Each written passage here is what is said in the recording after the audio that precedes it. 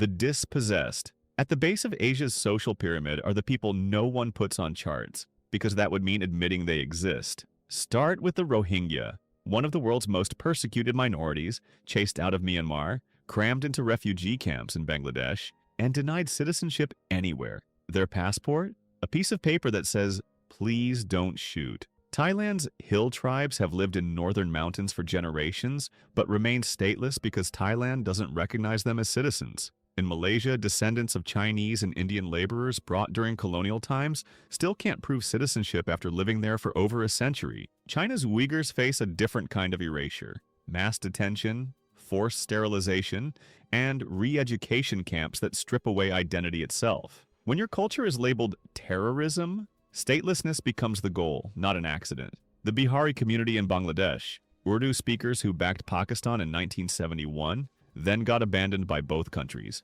300,000 people living in camps for over 50 years. Citizenship denied by everyone. The Bajau sea nomads of Southeast Asia face statelessness because borders don't account for people who live on boats. Then there's the trafficking victims. Over 15 million people in forced labor across Asia-Pacific, many completely undocumented. Migrants promised jobs in Bangkok end up on fishing boats as virtual slaves, locked up when they return to shore. Bangladeshi children trafficked into India for organ trade, prostitution, and forced labor. In urban Asia, being homeless means you don't just fall through the cracks, you become part of the pavement. In Mumbai, people sleep on traffic islands. In Seoul, the elderly homeless population is rising fast because retirement is a luxury not everyone earns. And in Tokyo, you might not even see the homeless because they hide in silence, fearing shame more than poverty. And then there are the North Korean defectors, risking their lives to escape starvation, only to end up stateless, hunted, or trafficked in China. Some make it to Seoul, most don't. This isn't the working class. This is the class that never got the invitation to participate in the economy. Forgotten by governments, ignored by data, and often invisible, until the next crisis makes them headline material again. The vulnerable. If level 8 is invisible, level 7 is the opposite. They are everywhere. They are the engine of Asia's cities and the backbone of its rural heartlands. They are not stateless. They have IDs, they have families, they have a place. What they don't have is a safety net. This is the class of the precarious living one bad day away from ruin. Look at the streets of Jakarta, Manila, or Dhaka. You see them. The motorcycle taxi drivers navigating impossible traffic. The street food vendors grilling satay over charcoal. The construction workers perched on bamboo scaffolding. Hundreds of millions work in the informal economy, representing over 68% of employment in Asia-Pacific. They earn money day to day. No contract, no health insurance, no pension. If they don't work, they don't eat. They are the city's lifeblood, and also its most disposable parts. Go inside the factories. In Bangladesh, Cambodia, and Vietnam, millions of young women power the $3 trillion global fashion industry. They are the formal working class. Their reality is anything except stable. For around $113 a month, they work grueling hours stitching together fast fashion for a world they'll never see. They have a job, one factory fire, one canceled order from a Western brand, and thousands are back on the street. They are cogs in a global machine that can replace them in an instant. Look inside the homes of the wealthy in Hong Kong, Singapore, and the Middle East. There you will find millions of migrant domestic workers, mostly women from the Philippines and Indonesia. They raise the children and clean the homes of the upper classes, sending billions of dollars in remittances back home. Their right to exist is tied to a single employer. Accusations of theft, abuse, or simply a boss's bad mood can lead to instant deportation, leaving them with nothing. This is the vulnerable class. They are not dispossessed. They possess a life, a job, a home. That possession is fragile, held by a thread. They are the foundation upon which Asia's economic miracle is built, a foundation under constant threat of cracking. Level 6, the working class. Now, we climb to those who've achieved what millions dream of: steady employment with a contract, benefits, and something resembling job security. This is Asia's formal working class. The factory workers, office clerks, teachers, nurses, and government employees who form the backbone of the modern Asian economy. Walk into any Foxconn facility in Shenzhen. 200,000 workers live in company dormitories, work 12-hour shifts assembling iPhones, and earn around $500 monthly. They have health insurance, overtime pay, and the promise of advancement. Compared to the precarious class, they've made it. They send money home, save for apartments, and dream of moving their families to the city. In Jakarta, government clerks earn $300 to $400 monthly with guaranteed pensions and healthcare. In Manila, call center workers make $400 serving American customers at 3 a.m., speaking perfect English they learned in school. In Bangkok, auto assembly workers for Toyota and Honda earn $600 monthly building cars for global export. This is formal employment, contracts, labor protections, social security contributions. In South Korea, regular employees at companies like Samsung or LG can earn $3,000 to $4,000 monthly with job security that was unthinkable a generation ago. In Japan, the salaryman culture promises lifetime employment in exchange for total loyalty. The working class represents Asia's industrialization success story. China alone moved 400 million people from farms to factories in 3 decades. Vietnam's manufacturing workforce grew from 8 million to 16 million between 2000 and 2020. Bangladesh employed 4.4 million in garment factories, mostly women who became the first in their families to earn independent wages. These workers have what the precarious class lacks: predictability. They know their next paycheck is coming. They can get bank loans, rent apartments in their own names, and plan for their children's education. Many own motorcycles, smartphones, and small appliances that would have been luxuries for their parents. The working class drives Asia's consumer economy. They buy the products they manufacture, eat at chain restaurants, shop at malls, and take domestic flights. In China, factory workers became the primary market for cars, electronics, and fashion.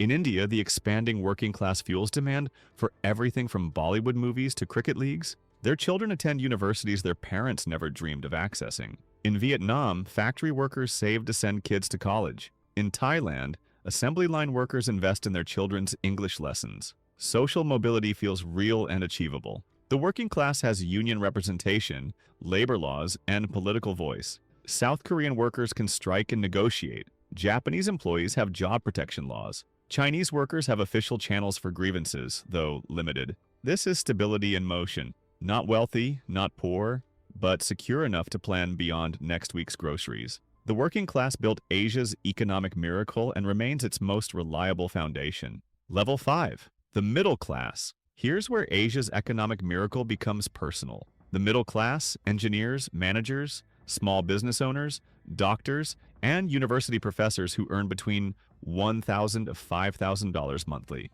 They own apartments, cars, and smartphones. Their children attend private schools and international universities. They vacation abroad and invest in stocks. In Seoul, a Samsung engineer earns $4,000 monthly, owns a 30-square-meter apartment worth $400,000, and spends weekends shopping in Gangnam.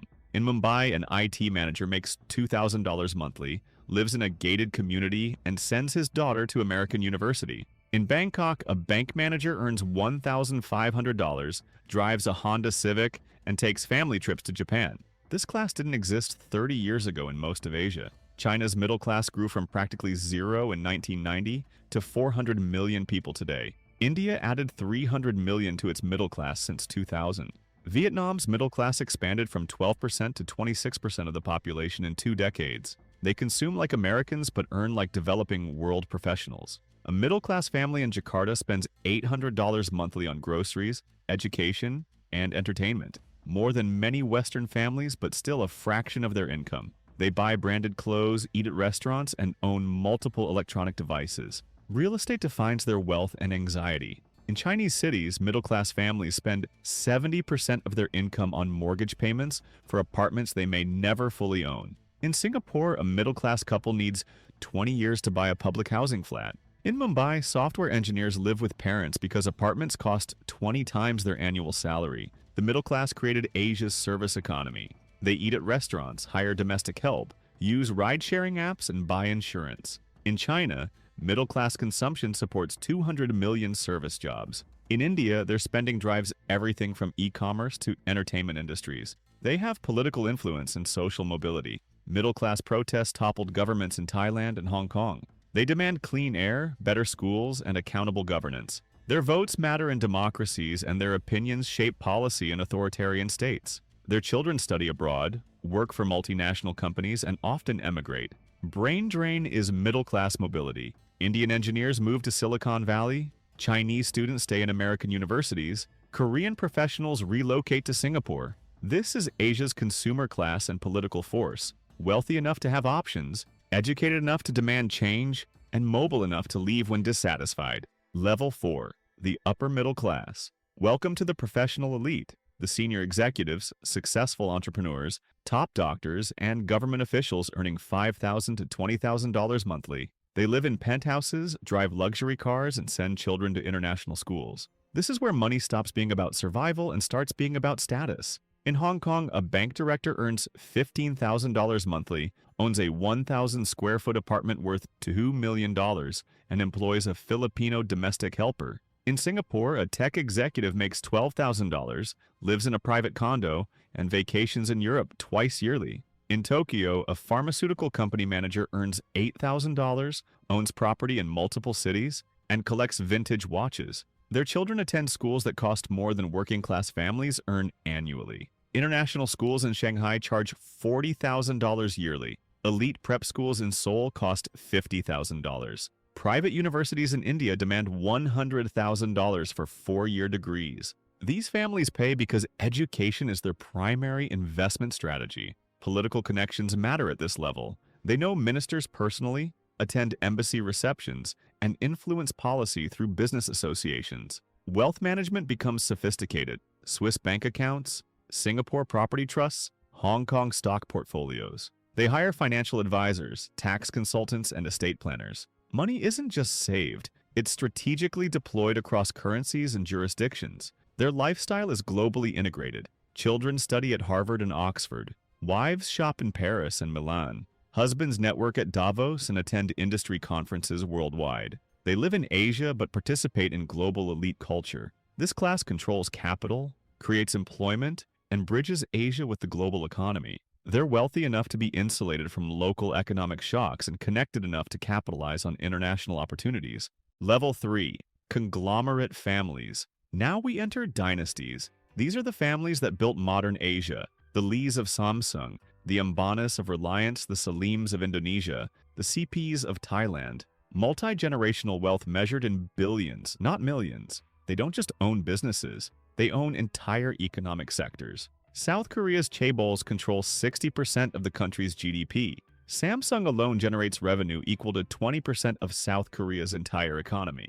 The Lee family doesn't just run a tech company, they are South Korea's de facto economic planners. When Samsung decides to invest in semiconductors or batteries, it shapes national industrial policy. In India, the Ambani family's Reliance Industries touches every aspect of daily life. Petrochemicals, telecommunications, retail, energy. From his fabled $1 to $2 billion tower in Mumbai, Mukesh Ambani oversees a company that employs over 380,000 people. The family's lavish events, like a daughter's $100 million wedding, become global news. These families think in decades, not quarters. Third and fourth generation succession planning involves Harvard MBAs, strategic marriages, and careful distribution of holdings across siblings. The Lotte Group's founder divided his empire between his two sons, creating separate Japanese and Korean business dynasties.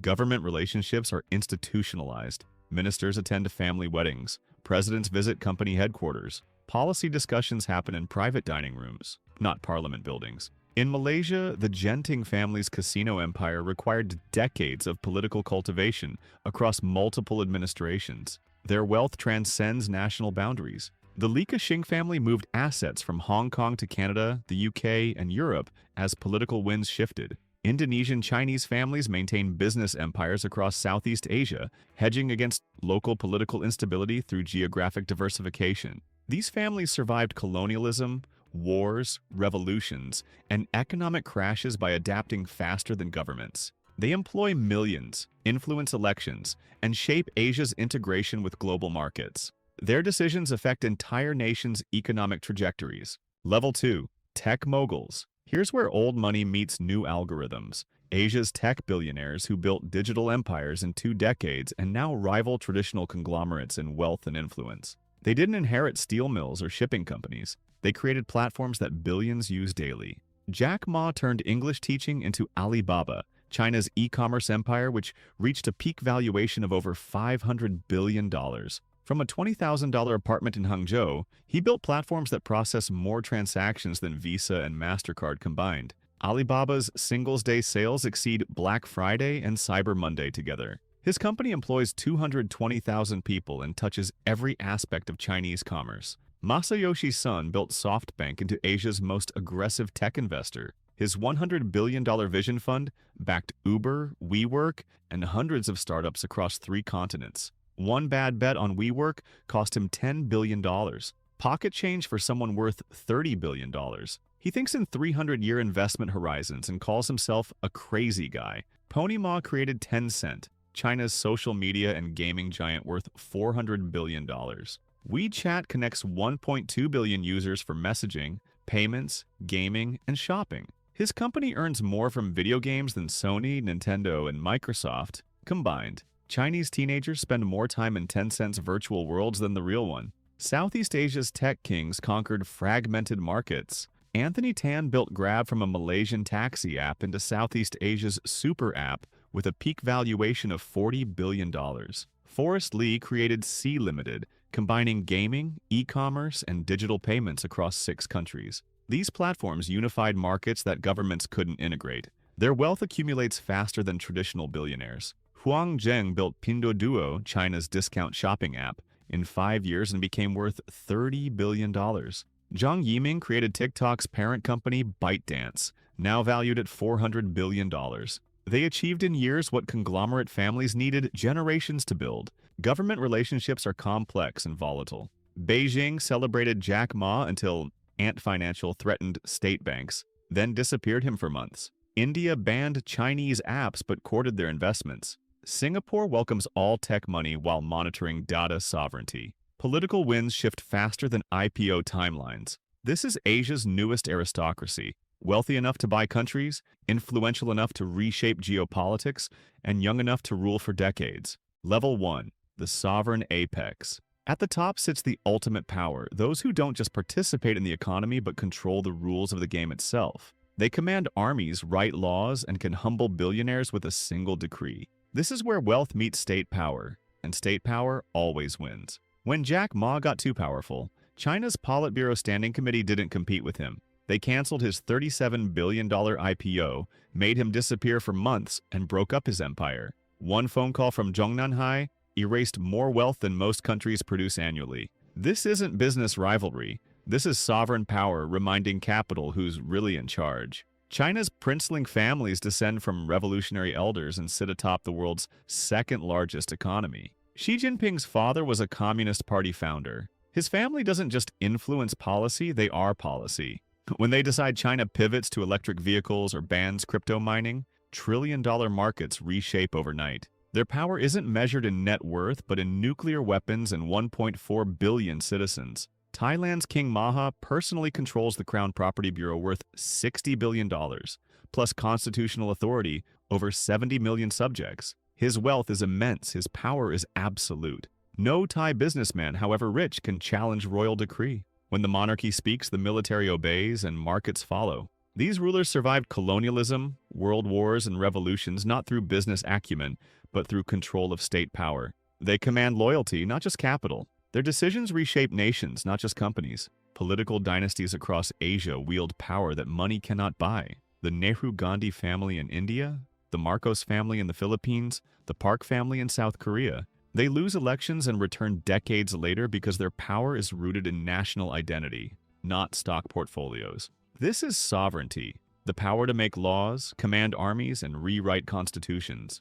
Billionaires can buy politicians, but they cannot become states. The ultimate ceiling in Asia isn't wealth. It's the power to control those who create wealth. At this apex, power is not liquid like assets. It's structural, hereditary, and backed by the monopoly on force. This is where Asia's pyramid truly ends, not with the richest person, but with those who decide what richness means.